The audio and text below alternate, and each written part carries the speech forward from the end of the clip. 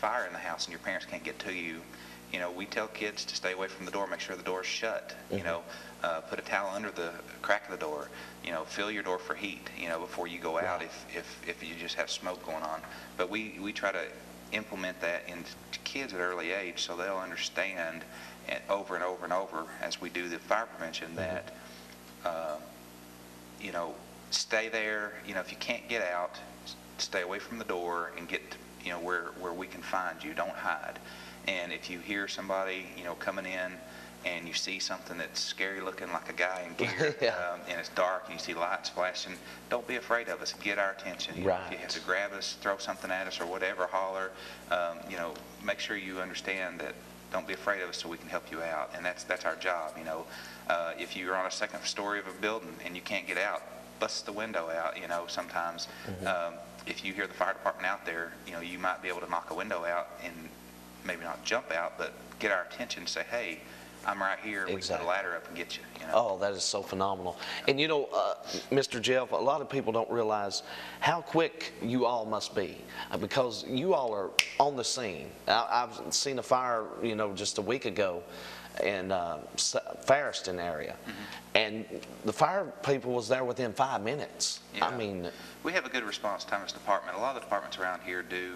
There are some in the outlying areas that take more time because it's more rural, and it takes longer for someone to get there, especially if they're at work.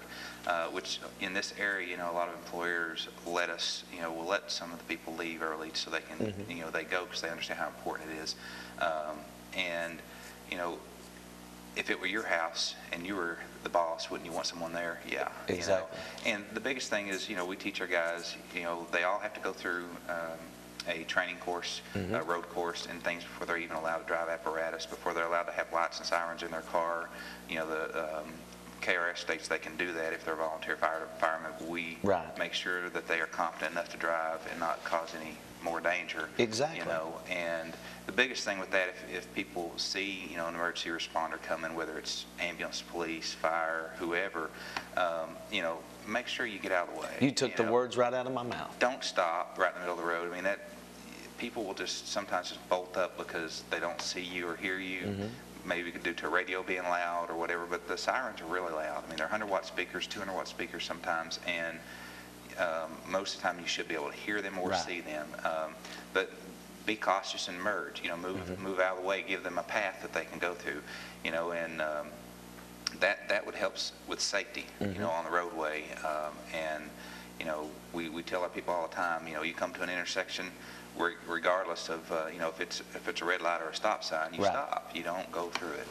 And because there have been accidents, and that's the biggest place for an accident for an emergency responding vehicle, no matter what kind it is, fire truck, police, whoever, is intersections. Oh, that is so good. Because sometimes they fail to slow down or stop in the past, and or they're stopped, and when they start out, another line of traffic didn't see them, and they get hit.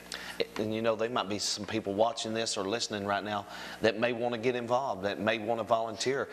What's the process about that? Well, we are looking for members. We always are looking for people to help us. We have, like I said, we have 37 people right now that are on our roster, and we have about 24 firefighters and 13 officer positions right now. And the reason our chief decided to do that is that he wanted to make sure at every scene that we arrive at, whether it's a fire scene, auto accident, whatever, that there's an officer there, someone that knows, that's been in it long enough to know what to do in that situation, and that we just don't have people out there not knowing. But we have a lot of support. Right now we have a ladies auxiliary that supports us, and it's mainly made of the wives, the spouses of the firefighters. Very good. And we have also another support group that's been around a long time. And we have drill the first Monday, the fifth Monday of every month, and the third Saturday of every month. And we would invite anybody that would like to help the community come out and join us. If you don't live in our district, our main fire station's at the end of 4th Street over on TLC Lane. Yeah. Right by the recycling center, and we have another one out 192 at YN Road. And if you don't live in our district, get involved in your district. Exactly. All the fire departments in the area are looking for people that want to help. and we will train you. We will make sure you're safe, and make sure that you understand what to do in the situation when it arises, because most of the departments don't just do fire anymore. We also help the ambulance service sometimes with people that need lifting assistance or unresponsive patients. We will sometimes get called to that. And also accidents. We work vehicle extrication. We have a lot of our members are certified to do vehicle extrication, which most people refer to that as they see the jaws of life. The jaws of life, yeah. And we've done a lot of training. We've done that since 2007. And that's so powerful too. People don't realize how powerful that the jaws of life are. It's just like opening a tin can of that car. And a lot of times, you see a lot of people on TV, and you'll see a show with that happening, and you'll see a guy taking a tool and ramming it right into a door, which that's not what you're supposed to do. You're supposed to place it in the door, and if you need help, have someone